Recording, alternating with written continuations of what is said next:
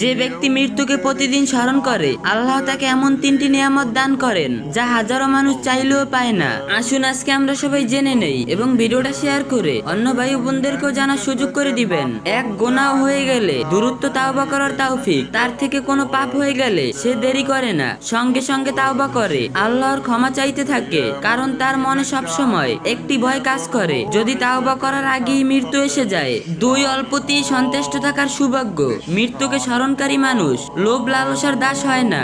আল্লাহ তাকে যতটুকু দিয়েছেন তাতেই সন্তুষ্ট থাকে। সে মনে করে জীবন তো কয়েক দিনের, অথবা দুনিয়ার পিছনে ছুটে কি লাভ, শেষ পর্যন্ত তো সবকিছুই ছেড়ে চলে যেতে হবে। এই সন্তুষ্টই তার অন্তরের শান্তি, স্বস্তি ও প্রশান্তি এনে দেয়। 3 ইবাদতে একাগ্রতা। যখন সে ইবাদত করে তখন প্রাণ ঢেলে করার চেষ্টা করে, কারণ তার মনে 2টি অনুভূতি থাকে। প্রথম, কে জানে এটাই হয়তো জীবনের শেষ নামাজ, শেষ সিজদা, শেষ কোরআন